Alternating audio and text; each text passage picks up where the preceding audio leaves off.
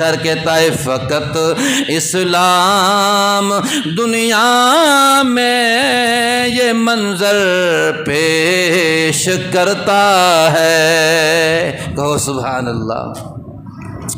فقط اسلام دنیا میں یہ منظر پیش کرتا ہے کہ آقا چل دیے پیدل سواری پر غلام آیا، کہ آقا چل دیے پیدل سواری پر غلام آیا، زمین و آسماں جھومے عقیدت کا سلام آیا، اللہم انی اسألک شہادت فی سبیلک ووفات فی بلد رسولک۔ اے میرے اللہ، اب میرے اعضاء کمزور ہو گئے، میرے پروردگار میں دو دعائیں تجھ سے مانگتا ہوں۔ اے اللہ، ایک تو مجھے شہادت کی موت دینا اور ایک مجھے مدینہ منورہ کی موت دینا۔ عمر رضی اللہ تعالیٰ عنہ فرماتے ہیں ایک دن میرے ذہن میں خیال آیا، ایک دن میرے ذہن میں خیال آیا مدینہ کے باہر ایک نابینا عورت ہے، اس کی خدمت کیا کروں، جو بہت بڑی نیکی ہے، اس کے گھر جھاڑو مار دیا کروں، اس کے لیے پانی بھر کے دے دیا کروں۔ تو میں نے کہا یہ بہت بڑی نیکی ہے، جناب ابو بکر صدیق رضی اللہ تعالیٰ عنہ سے اگر کسی نیکی میں بڑھ سکتا ہوں تو یہ ہے، بڑی نیکی ہے۔ اور اس وقت کے خلیفہ جناب ابو بکر صدیق رضی اللہ تعالیٰ عنہ تھے۔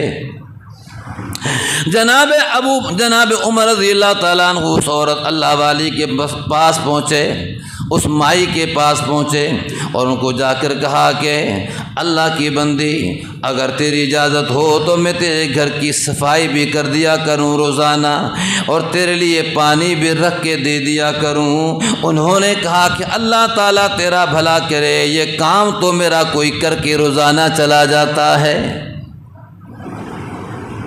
نابینا عورت تھی، اللہ تیرا بھلا کرے، یہ کام تو کوئی میرا روزانہ کر کے چلا جاتا ہے، میرے گھر کی بھی صفائی کر جاتا ہے، میرے لیے پانی بھی رکھ کے چلا جاتا ہے۔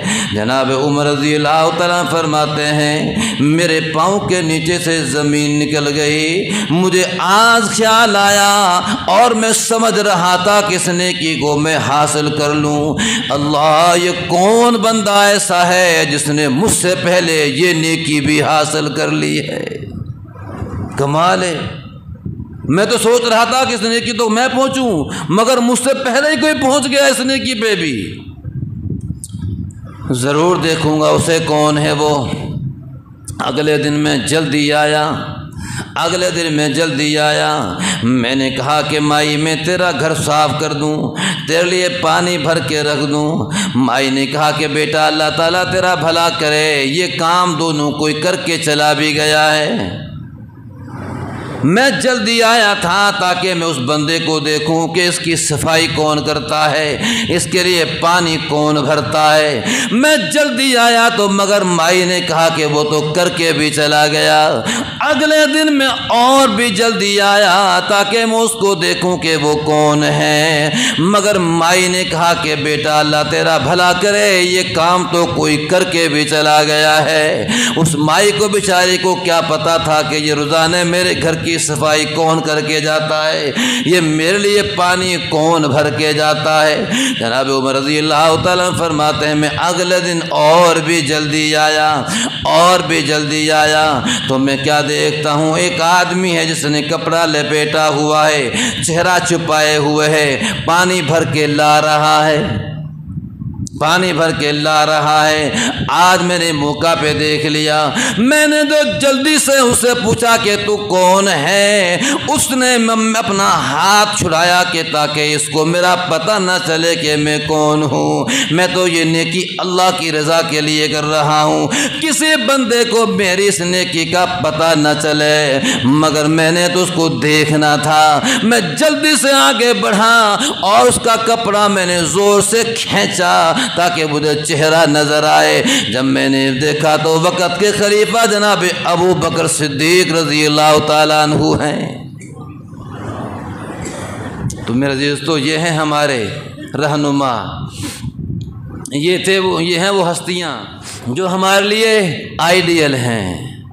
ہمارا آئیڈیل یہ ہیں، ہم نے ان کی زندگیوں کو اپنانا ہے، ان کی زندگی کو اپنانے کا ہمارے نبی نے ہمیں حکم دیا ہے، ان کے کارناموں کو یاد رکھنا ہے، ان کی زندگیوں کو یاد رکھنا ہے۔ ہم نے وقت کے خلیفہ ہیں اور دکھایا ہمیں جو میں بات پہلے کہہ رہا تھا کہ انہوں نے کہہ کے نہیں بلکہ کر کے دکھایا کہ قوم کا سربراہ قوم کا خادم ہوتا ہے۔ کہتے تو آج بھی ہیں مگر کرتے نہیں، کہتے تو آج بھی ہیں مگر کرتے نہیں، کرنے کی دور کی بات، ان غریبوں کی امداد جو آتی وہ بھی کھا جاتے ہیں، امداد پہنچانے کی زحمت بھی نہیں کرتے۔ جو غریبوں کی امداد آتی ہے وہ اپنے پاس سے تو دے ہی نہیں سکتے، اگر کوئی باہر سے امداد آتی ہے بجائے پہنچانے کے اس کو بھی کھا جاتے ہیں۔ ہمارا حال تو یہ ہے، مگر ہمارے لیے ہم نے ان سے سبق سیکھنا ہے۔ ہمارے بڑوں نے ہمیں کیا سبق دیا، ہمارے نبی ہمیں کیا سبق دے کر گئے ہیں، کیسے زندگی گزارنی ہمیں کیا کہہ کر گئے ہمارے نبی۔ جناب عمر رضی اللہ تعالیٰ عنہ انصاف قائم کیا، ایسا انصاف اللہ تبارک و تعالیٰ نے ان کی برکت سے علاقے فتح کروا دیے، علاقے فتح کروا دیے۔ جناب عمر رضی اللہ تعالیٰ عنہ ایک دفعہ جھاڑیوں میں پھر رہے ہیں، جھاڑیاں ہیں جنگل میں، وہاں پھر رہے تھے۔ پوچھنے والے نے کہا کہ اے امیر المومنین یہاں کیا کر رہے ہو؟ وقت کے بادشاہ ہیں، اے امیر المومنین یہاں کیا کر رہے ہو؟ فرمایا بیت المال کا ایک اونٹ گم ہو گیا ہے، اس کو ڈھونڈ رہا ہوں، کیونکہ میں وقت کا بادشاہ ہوں۔ بیت المال کا اونٹ اگر گم ہو گیا کل قیامت کے دن عمر سے اس کی پوچھ ہونی ہے، عمر سے پوچھ ہونی ہے۔ بیت المال کا اونٹ ڈھونڈنا ہے میں نے، اس کا حساب میں نے دینا ہے۔ وقت کے خزانچی نے ایک دن بیت المال کی صفائی کی، وقت کے خزانچی نے، وزیر خزانہ نے بیت المال کی صفائی کی، صاف کر دیا، ایک درہم نیچے گرا پڑا ملا، آپ نے عبداللہ ابن عمر کو دے دیا وہ درہم۔ باپ عمر نے پوچھا بیٹا یہ درہم کہاں سے لیا ہے؟ کہ خزانچی نے دیا ہے۔ آپ نے بلایا، فرمایا کہ یہ میرے بیٹے کو بیت المال سے یہ ایک درہم کیوں دیا؟ خزانچی نے کہا کہ جناب میں نے بیت المال کی صفائی کی تو یہ پڑا ہوا تھا، میں نے آپ کے بیٹے کو دے دیا۔ آپ نے فرمایا کیوں دیا؟ میرے بیٹے سے زیادہ غریب مدینہ میں بس رہے ہیں۔ واپس کر دیا۔ فرمایا کیا آپ کو میرا بیٹا سب سے غریب ملا تھا؟ غریب تو ہم بھی ہیں لیکن ہم سے زیادہ غریب ہے مدینہ میں، یا کسی اور کے بچے کو دیتا، میرے بچے کو کیوں دیا؟ واپس کر دیا۔ جو اتنے امانت دار و دیانتدار ہوں وہ کسی کا حق کھا سکتے ہیں؟ خوشبو آئی باہر سے، خوشبو آئی باہر کے ملک سے، ہدیہ میں جب خوشبو آئی تو یہ نہیں کہ وہ ہدیہ اپنے پاس رکھ لیا، اپنا تو تھا ہی نہیں۔ اب بھی جھگڑا چلتا ہے نا، جھگڑا چل رہا ہے ایسا توشہ خانہ۔ یہ تو صحابہ کرام نے کیسے کر کے دکھایا کہ وہ جو باہر سے تحفے آتے ہیں وہ اپنے نہیں، وہ عوام کے ہوتے ہیں۔ تحفہ آیا، ہدیہ آیا خوشبو میں، آپ نے فرمایا کوئی بندہ ایسا ہے جو اس خوشبو کو تقسیم کر دے غریبوں میں۔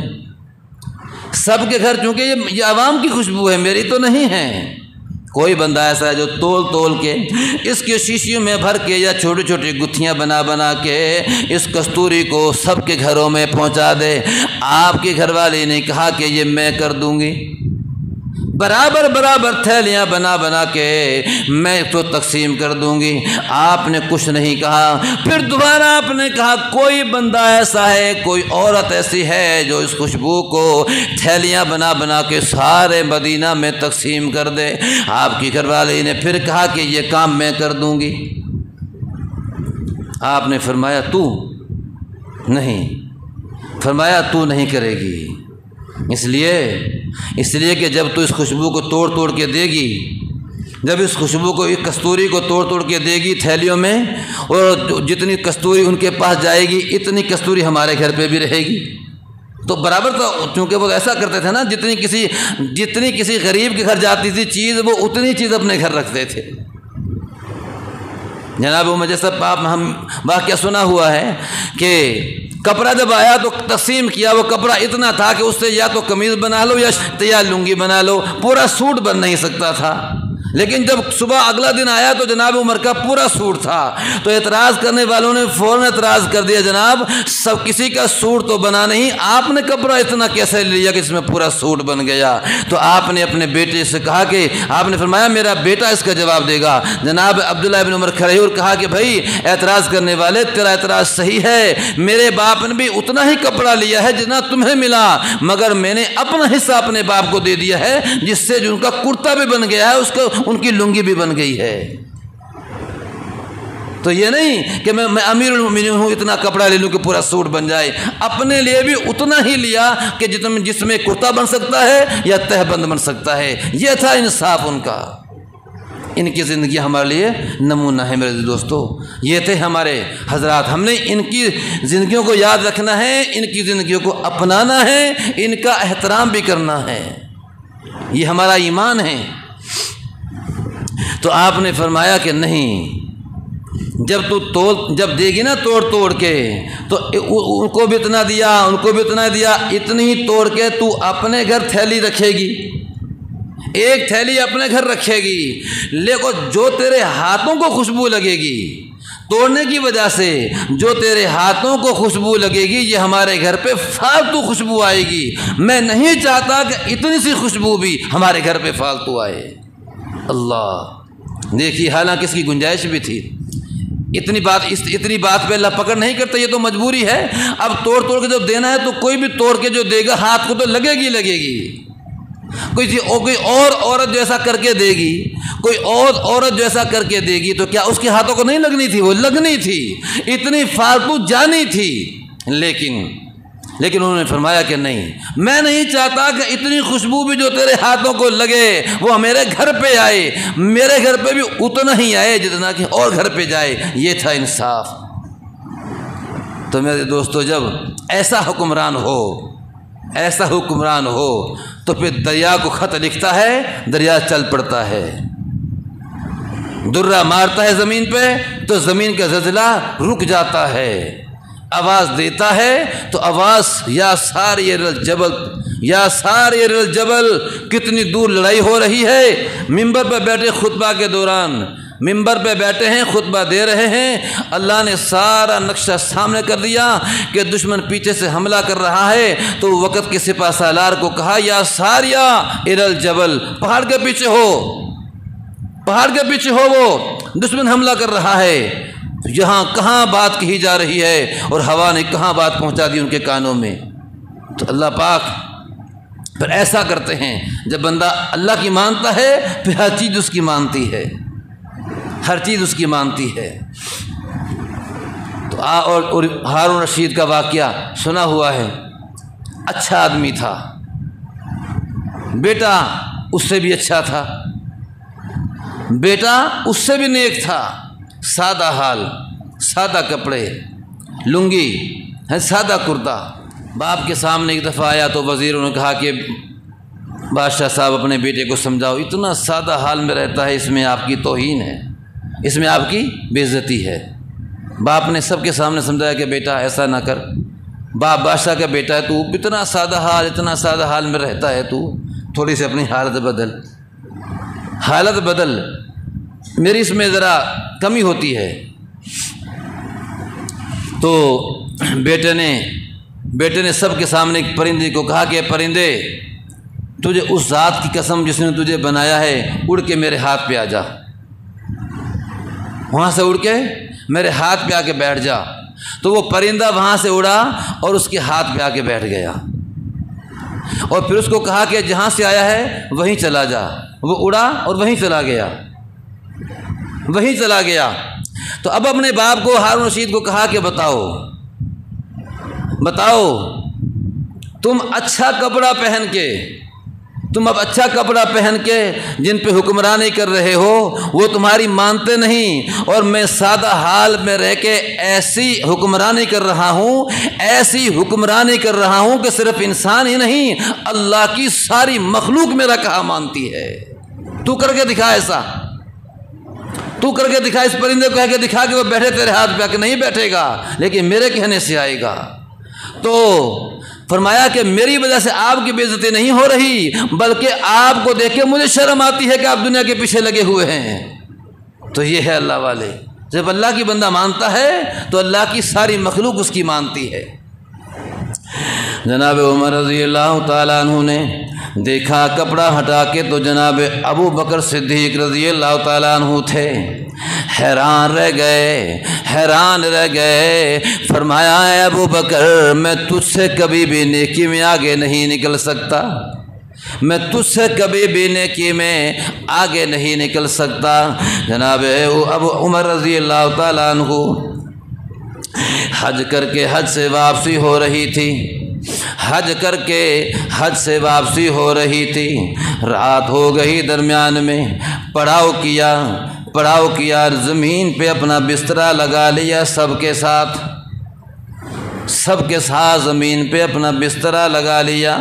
جیسا کہ روم کے بادشاہ نے ایک مرتبہ اپنے قاصد بھیجے، ایک مرتبہ اپنا قاصد بھیجا، جاؤ عمر کا بڑا دبدبا ہے، ساری دنیا کانپتی ہے اور ڈرتی ہے، ذرا دیکھ کے تو وہ آدمی کیسا آدمی ہے، کیسا قد کاٹ ہے اس کا، کتنا اچھا جوڑا پہنتا ہے، کتنے بڑے محل میں رہتا ہے، کتنی شان شوکت سے رہتا ہے، کتنے اس کے نوکر اور چاکر ہیں، کتنے اس کے خادم ہیں، کتنا بڑے کنال میں اس کا محل ہوگا، ذرا دیکھ کے تو آؤ۔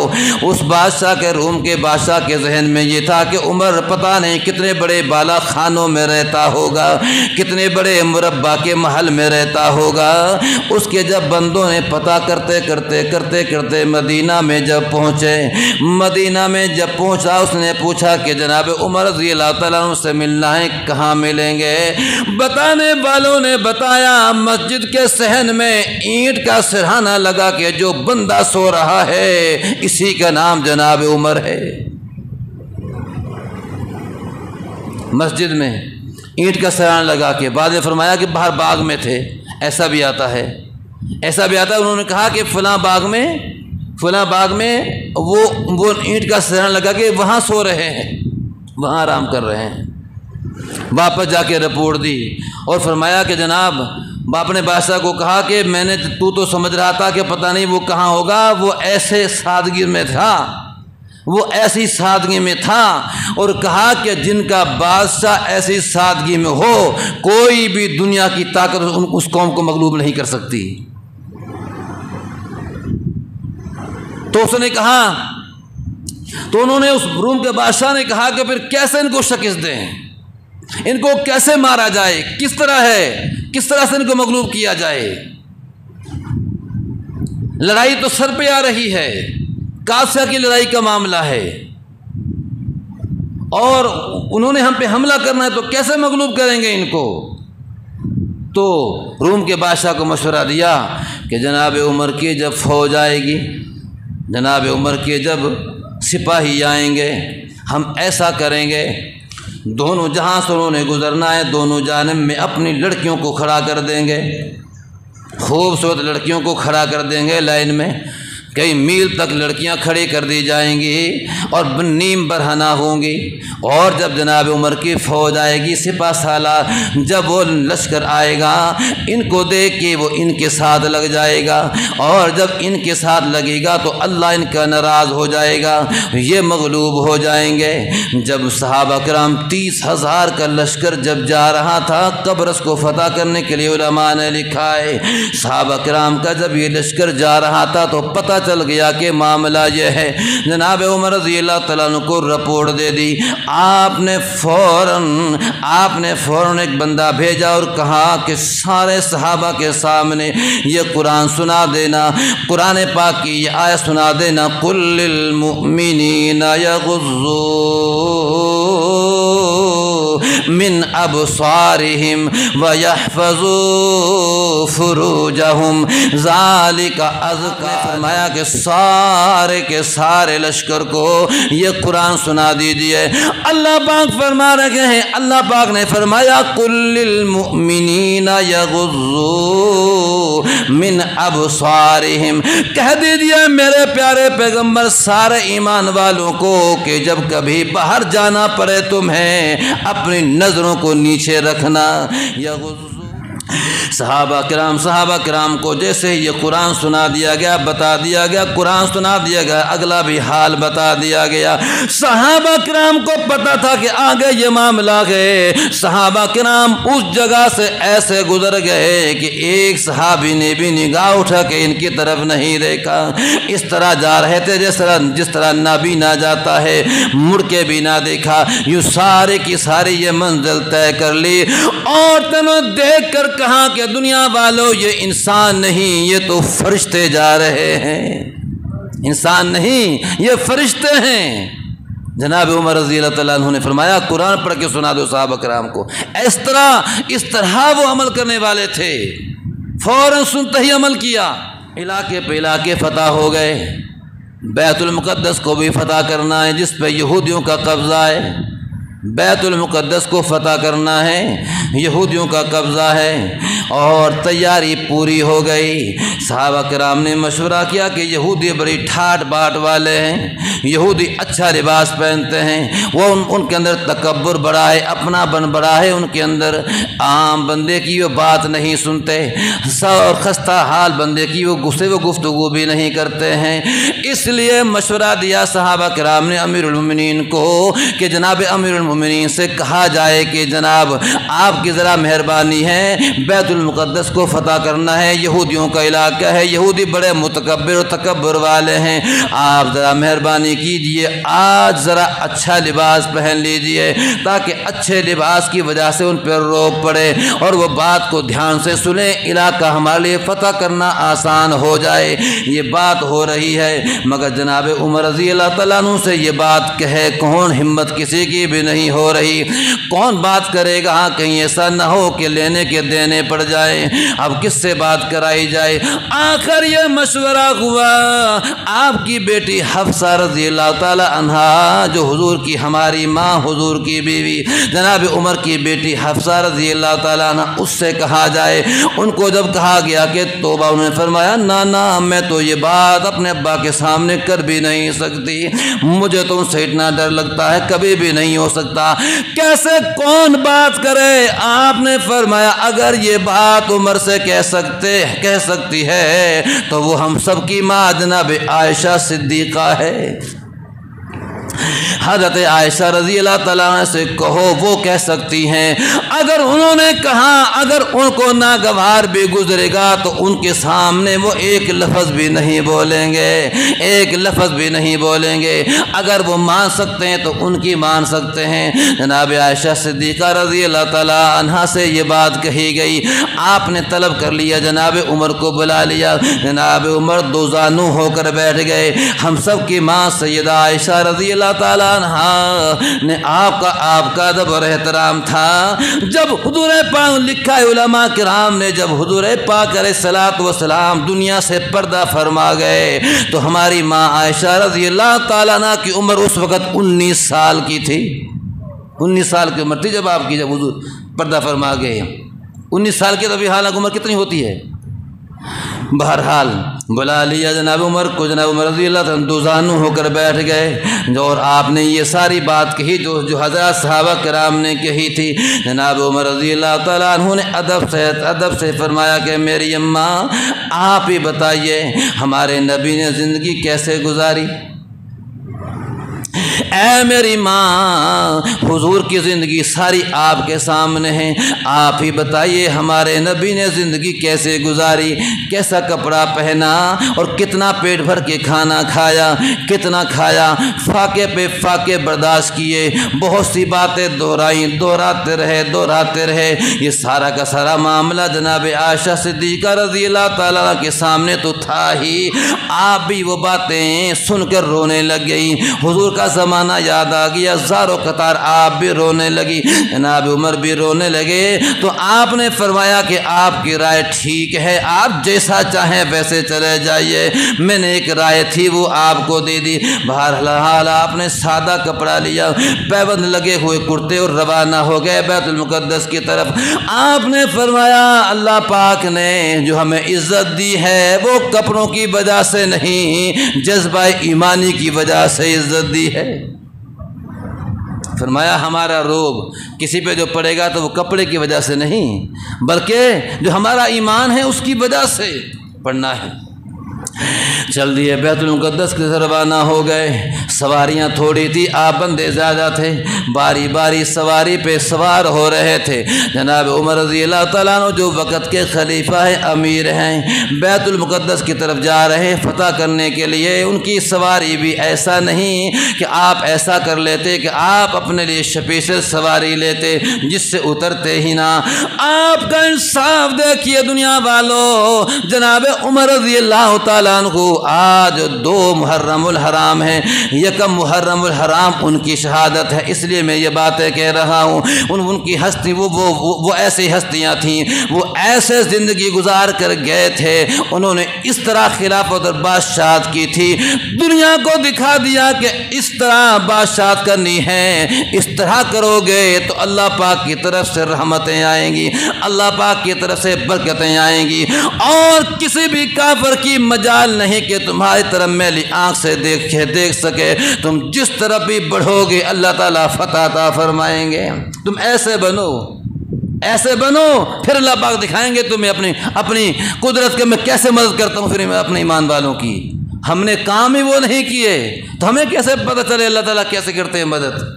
فرمایا جناب عمر رضی اللہ تعالیٰ عنہ جا رہے ہیں، آپ نے فرمایا کہ میں نے بھی ایسے ہی جانا ہے، میں نے بھی اسی طرح جس طرح دوسرے صحابہ کرام باری باری سوار ہو رہے ہیں، میں نے بھی اسی طرح باری باری سوار ہونا ہے۔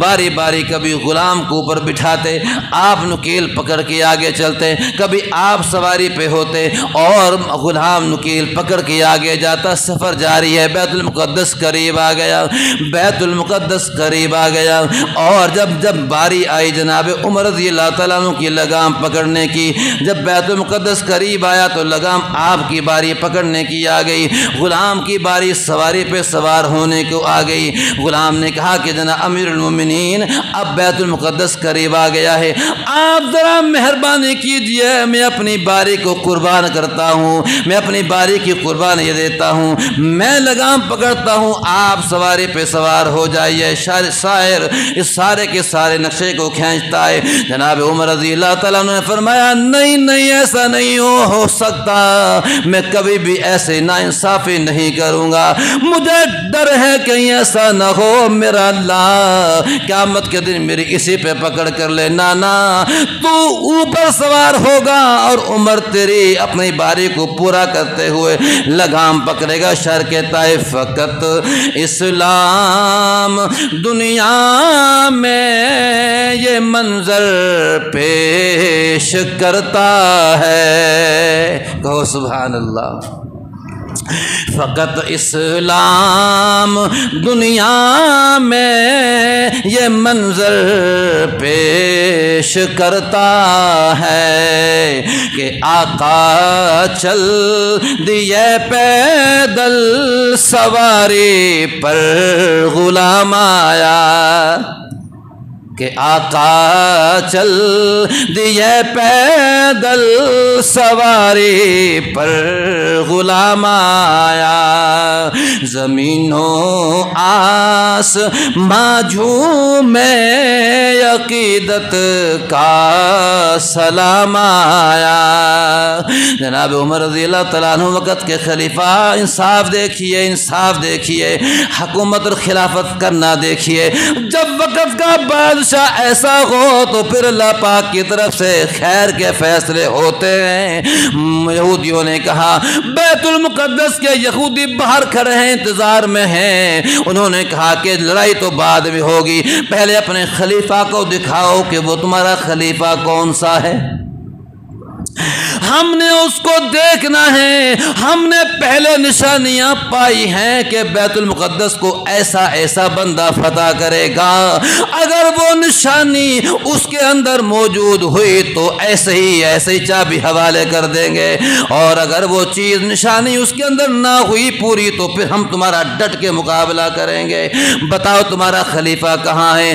جب دکھایا گیا، جب بتایا گیا ان یہودیوں کو کہ یہ لگام پکڑ کے پھٹے پرانے کپڑے کرتا پہنا ہوا بندہ جو لگام پکڑے ہوئے غلام کو سواری پہ بٹھائے ہوئے جو آ رہا ہے، یہی ہمارا خلیفہ ہے، تو اس وقت کے یہودیوں نے بغیر لڑائی کے بیت المقدس کی چابیاں جناب عمر کے حوالے کر دیں۔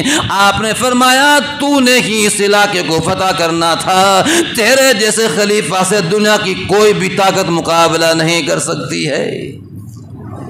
ہم نے ایسا ہی پایا تھا، ہم نے پہلی کتابوں میں ایسا ہی پایا تھا کہ اس علاقے کو بیت المقدس کو جو فتح کرے گا وہ ایسا ہوگا، وہ آپ ہی ہیں، لہٰذا ہمیں لڑنے کی ضرورت نہیں، اگر ہم آپ سے لڑیں گے بھی تو کامیابی نہیں ہو سکتی۔ بغیر لڑائی کے یہودیوں نے علاقے خالی کر دیے اور چابیاں بیت المقدس کے جناب عمر کے حوالے کر دی۔ یہ تھے ہمارے رہنما، یہ تھے ہمارے رہبر، ایسی کی تھی انہوں نے خلافت، ایسی کی تھی انہوں نے حکومت، اور دکھا گے دنیا والوں کو ایسا جب کرو گے تو نیچے نہیں اللہ عزت دے گا، اللہ عزت دے گا، لیکن ہم عزت ڈھونڈ رہے ہیں کسی اور طریقے سے۔ آج کی دنیا عزت ڈھونڈ رہی کسی اور طریقے سے، یہ عزت نہیں ہے، یہ اس دنیا کے ہوتے ہوئے بھی ذلت ہے تمہارے لیے۔ عزت ساری کی ساری عزت اللہ پاک نے اپنے دین کے اندر رکھی ہے، عزت اسے کہتے ہیں۔ جناب عمر رضی اللہ تعالیٰ عنہ حج سے واپس ہو رہے تھے، راستے میں قیام کیا، دیکھا کہ چاند کھلا ہوا ہے، روشنی دے رہا ہے۔ آپ نے چاند کو دیکھ کے کہا کہ چاند تیری حالت یہ ہے، ایک وقت ہوتا ہے کہ تو کچھ بھی نہیں ہوتا، پھر تو تھوڑا سا نظر آتا ہے، دوسرے دن اور نظر آتا ہے، تیسرے دن اور زیادہ نظر آتا ہے، یہاں تک کہ تو پورا ہو جاتا ہے، پورا ہو کے پھر تیری واپسی شروع ہو جاتی ہے، پھر تو گھٹتا رہتا ہے، گھٹتا رہتا ہے، گھٹتا رہتا ہے، یہاں تک کہ پھر تو ختم ہو جاتا ہے۔ یہ سوچ کے کہنے لگے اپنے آپ کو، اے عمر تو بھی ایسا ہی تھا، ایک وقت تھا کہ تو کچھ بھی نہیں تھا، پھر تو پیدا ہوا، پھر تو جوان ہوا، پھر تو جوان ہوا، اور پھر تو اور بڑا ہوا، پھر اللہ پاک نے تجھے نبی کا خادم بنا دیا، اسلام کے اندر داخل کر دیا، اتنی اللہ پاک نے تجھے عزت دی، اللہ پاک نے تیرا دبدبا پوری دنیا میں پھیلا دیا، اور اب تو بوڑھا ہو گیا ہے، اب تیرے اعضاء کمزور ہو گئے ہیں، اب بڑھاپا شروع ہو، بڑھاپا آ گیا ہے، اب تیرے جانے کا وقت آ گیا ہے، اب تو نے جانا ہے۔ اس لیے یہ سوچ کے اللہ پاک سے کہا، اللہم انی اسألک شہادت فی سبیلک ووفات فی بلد رسولک۔ اے میرے اللہ، اب میرے اعضاء کمزور ہو گئے، میرے پروردگار میں دو دعائیں تجھ سے مانگتا ہوں، اے اللہ ایک تو مجھے شہادت کی موت دینا، اور ایک مجھے مدینہ منورہ کی موت دینا۔ یا اللہ یہ میرے دو آرزو ہیں، میری یہ دو خواہشیں ہیں، ایک تو مجھے شہادت کی موت ملے، دوسرا مجھے مدینہ منورہ کی موت ملے۔ صحابہ کرام نے جب سنا تو حیران رہ گئے کہ یہ کیسے ہو سکتا ہے، جس عمر سے ساری دنیا ڈرتی ہے، وہ کون بندہ ایسا ہوگا جو مدینہ میں ہوتے ہوئے ان پہ حملہ کرے گا، کیسے یہ دونوں باتیں ہوں گی؟ مگر اللہ سے مانگی ہوئی دعا، اللہ والے تھے، جو اللہ کا ہوتا ہے اللہ تعالیٰ اس کا ہو جاتا ہے، جو اللہ کا بن جاتا ہے پھر وہ جو دعا بھی مانگتا ہے اللہ ان کی دعاؤں کو قبول فرما لیتے ہیں۔ اللہ پاک نے دونوں دعاؤں کو قبول فرما لیا اور اللہ پاک کی طرف سے جواب آ گیا، میرے بندے تجھے موت بھی شہادت کی ملے گی اور موت بھی مدینہ منورہ کی ملے گی۔